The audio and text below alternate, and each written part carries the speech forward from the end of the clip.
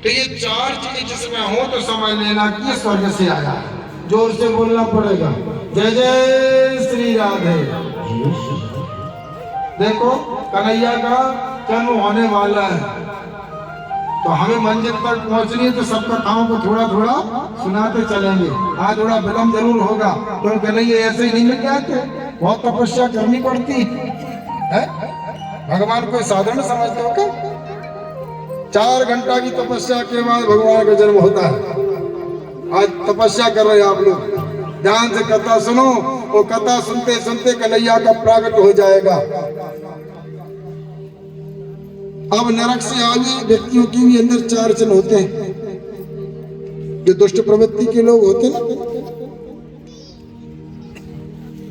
कि अत्यंत कोपा कटुता च वाणी दरिद्रता च स्वजनेषु वैरम् नीच प्रसंगा कुलहीन सेवा चिन्नानि देहि नरकस्थितानि। ये 4 चिन्ह जो बहुत ज्यादा कठोर बोलता हो, जिसकी वाणी मधुर ना हो, कटुता के द्वारा बोलता हो, कटु वाणी हो, वो बोले तो लोग वहां से भाग जाते, बोले इसकी बात मत सुनो। दूसरा दरिद्रता च, नहाता धोता कपड़े मैले पहने रहता, दरिद्र बना रहता। स्वजनेषु वैरम, अपने घर में ही लड़ाई झगड़ा करता रहता। कई लोग होते हैं बिना बात पर लड़ना झगड़ना प्रारंभ कर देते घर में।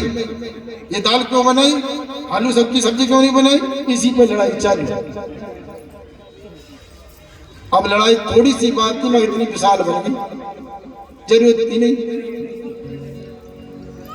जो बात बात पर लड़े, स्वजनेषु वैर, अपने घर में। नीच प्रसंगो, जिसका संग अच्छा नहीं, शराबी जुआड़ी दुष्ट प्रवृत्ति के लोगों का जो संग करे। कुलहीन सेवा, ना तो अपने बाप की, ना अपने मताई की, ना अपने भाई की, ना भगवान की, कोई की सेवा नहीं। दुष्ट मूर्खों की जाकर उनकी संगत, उनकी सेवा कर रहे जाकर। वो कह रहे कुआं में कूदा सो कूद गए, और पिताजी कह रहे बेटा घर में रहो, उनकी बात मानना ही नहीं। ऐसे दुष्ट प्रवृत्ति के जो लोग होते हैं, वो समझ लो कि नरक से ही आए हुए हैं।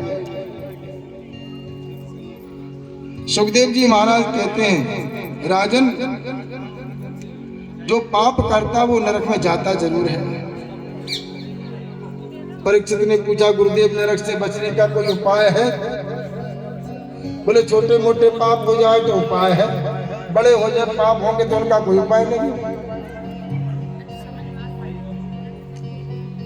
इसलिए रोज 5 यज्ञ करना चाहिए।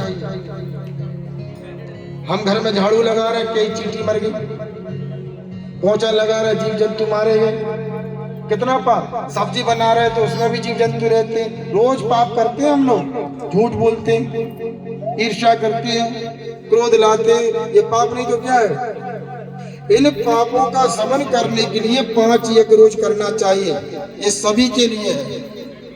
पहला यज्ञ है रोज गाय को जो है ना रोटी दो, गौ ग्रास निकालो, पहली रोटी गाय को जरूर देना चाहिए। गौ माता की सेवा करो, ये पहला यज्ञ हो गया। पहली रोटी गाय की, अंतिम कुत्ता की, कुत्ते को भी देना चाहिए। एक यज्ञ हो गया। दूसरा यज्ञ पीपल के वृक्ष के नीचे बढ़िया आटे को भूंजो, उसमें चीनी मिलाओ, डाल करके आओ। अच्छा देखो फिर वहां कितना भंडारा चलता है। हमारे बस की नहीं है 10 आदमी को खिलाने की, कोई बात नहीं है। आटे में घी मिलाया, भूंजा, शक्कर मिलाई और पीपल के वृक्ष नीचे डाल दिया, करोड़ों का भंडारा हो रहा। देखो आप करोड़ों लोगों का जो खाने का पुण्य है वो हमें प्राप्त हो जाएगा। ये दूसरा यज्ञ हो गया। तीसरा यज्ञ, पहले चूल्हे पर रोटी बनती थी तो घी में रोटी को मीणा शक्कर मिलाई या गुड़ मिलाया और 5 बार अग्नि में स्वाहा स्वाहा स्वाहा। ये तीसरा यज्ञ हो गया। चौथा यज्ञ, पक्षियों को दाना डालना चाहिए, कुछ ना कुछ मछलियों को पक्षियों को खिलाना चाहिए। चौथा यज्ञ हो गया। और 5वां यज्ञ है अतिथि सत्कार। ब्राह्मण संत कोई मेहमान हमारे घर में आ जाए, ये अतिथि है। वो अतिथि में देवताओं का वास होता है। और मैं तो यहाँ तक कहता हूँ, कोई भी हमारे दरवाजे पर मांगने आ जाए उसे मना मत करो, कुछ ना कुछ दो। अतिथि अलग बात है, मांगने वाला अलग है, मगर वो दरवाजे पर आ गया है। मांगने से ब्रह्म तेज नष्ट हो जाता है, मांगना नहीं चाहिए, मगर भी लोग आ जाते हैं शहरों में तो वो लोग भगा देते हैं, आगे जाओ महाराज, रोज के 5-10 आते ही रहते हैं, कितनों को दें। मगर ऐसा नहीं है, तुम्हें भगवान ने दाता बना दिया, वो भिखारी बन करके आया है। देखो भगवान ने कितनी बड़ी कृपा कर दी कि रही मन बेनर मर चुके जे कई मांगन जाए, उनसे पहले वे मरे जिन मुख निके रत्न आए। मांगने वाला जो है वो पहले ही मर चुका है, तभी तो मांग रहा है। और अगर आपने मना कर दिया तो उनसे पहले वे मरे जिन मुख निकरत ना, मना करने वाला उससे पहले मर गया। इसलिए मना नहीं करना, कुछ ना जो बन जाए दे देना चाहिए। सुखदेव